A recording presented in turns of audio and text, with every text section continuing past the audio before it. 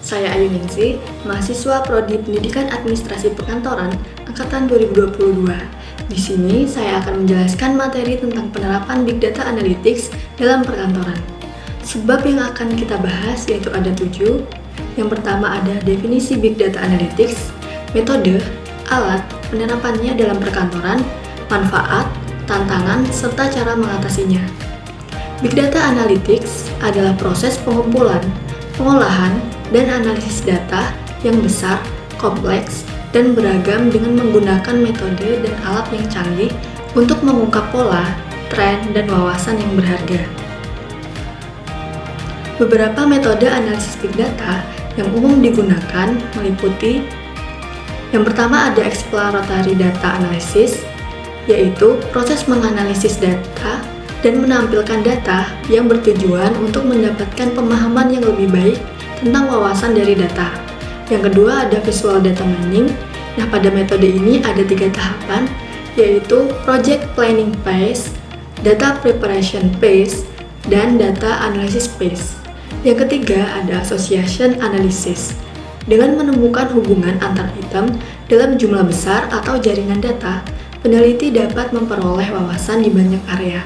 Analisa ini mengharapkan adanya transaksi yang berada dalam format tertentu, di mana kisi input harus memiliki data binominal dengan item dalam kolom dan setiap transaksi sebagai baris.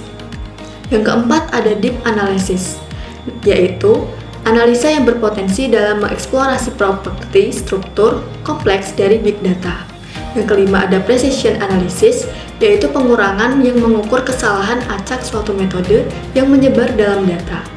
Yang keenam ada divide and conquer analysis, yaitu strategi komputasi umum untuk meningkatkan efisiensi masalah dan kecepatan komputasi data yang besar.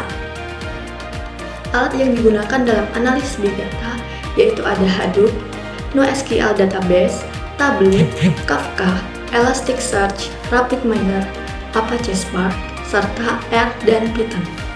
Penerapan Big Data Analytics dalam perkantoran melibatkan beberapa tahapan penting, yaitu yang pertama pengumpulan data. Data dapat diperoleh dari berbagai sumber seperti sistem internal perkantoran, perangkat mobile, sensor, media, sosial, dan lain-lain. Data dapat dikumpulkan secara batch atau real time tergantung pada kebutuhan. Penting untuk memastikan bahwa data yang dikumpulkan adalah data yang relevan dan berkualitas tinggi. Yang kedua ada analisis data. Nah, Big Data Analytics melibatkan penggunaan teknik dan algoritma analisis data yang canggih untuk mengungkapkan pola, tren, dan wawasan yang berharga dari data. Teknik analisis yang digunakan meliputi analisis deskriptif, analisis prediktif, analisis pemrosesan bahasa alami atau NLP, analisis visual, dan lainnya. Yang ketiga ada interpretasi data. Interpretasi data melibatkan pemahaman dan penafsiran hasil analisis data dalam konteks perkantoran. Hasil analisis data ini diubah menjadi informasi yang dapat dimengerti oleh pengambil keputusan dan pemangku kepentingan lainnya. Interpretasi data dapat dilakukan melalui visualisasi data yang efektif seperti grafik, diagram, dan peta, serta laporan analisis yang ringkas dan jelas.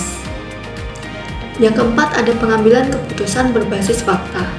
Dengan memiliki pemahaman yang mendalam tentang data dan interpretasi data yang tepat, pengambil keputusan dapat menggunakan wawasan yang diperoleh dari analisis data untuk menginformasikan keputusan bisnis yang lebih baik.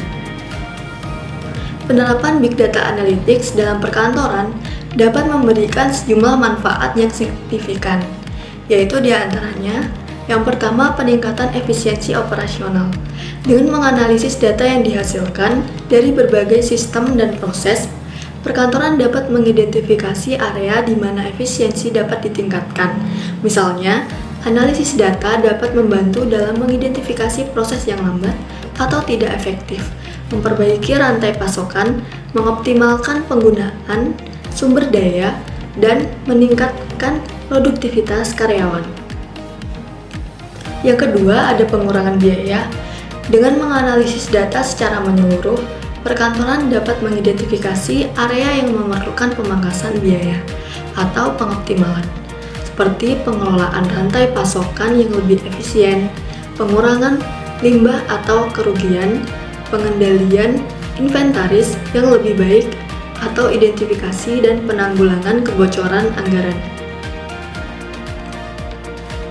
Yang ketiga, ada pengambilan keputusan yang lebih data yang kaya dan beragam. Perkantoran dapat memberikan pemahaman yang lebih baik tentang pelanggan, tren pasar, dan lingkungan bisnis. Ini memungkinkan mereka untuk membuat keputusan yang lebih terinformasi dan tepat waktu.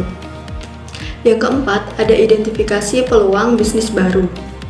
Dengan menganalisis data secara menyeluruh, perkantoran dapat mengungkapkan tren baru, pola konsumen, atau kesenjangan pasar yang dapat menjadi dasar untuk inovasi produk atau layanan baru. Analisis data juga dapat membantu dalam mengidentifikasi segmentasi pasar yang lebih tepat, memahami kebutuhan pelanggan dengan lebih baik, atau mengeksplorasi kolaborasi baru dengan mitra bisnis. Penerapan Big Data Analytics dalam perkantoran dapat menghadapi sejumlah tantangan yang perlu diatasi. Nah, yang pertama ada privasi data. Big Data Analytics melibatkan pengolahan dan analisis data yang seringkali sensitif dan tinggi. Oleh karena itu, keamanan dan privasi data menjadi tantangan penting dalam penerapan Big Data Analytics. Yang kedua, ada integrasi data yang kompleks. Perkantoran seringkali beragam sumber data yang tersebar di berbagai sistem dan platform. Integrasi data yang kompleks menjadi tantangan dalam penerapan Big Data Analytics. Yang ketiga, ada kurangnya keterampilan dan kekurangan sumber daya manusia yang terlatih dalam bidang Big Data Analytics. Untuk mengatasi tantangan yang terkait dengan penerapan Big Data Analytics dalam perkantoran, ada beberapa langkah yang dapat diambil. Nah, yang pertama, mengimplementasikan kebijakan keamanan data yang ketat, termasuk enkripsi data, akses yang terbatas, dan kontrol. Yang kedua, ada identifikasi dan pilih alat teknologi yang tepat untuk integrasi data, seperti ETL, Extract, Transform, Load, Tools, atau solusi integrasi data berbasis cloud. Yang ketiga, berikan pelatihan dan pengembangan karyawan dalam analisis data, pemrograman, dan pemahaman bisnis. Sekian yang dapat saya sampaikan. Terima kasih dan sampai jumpa.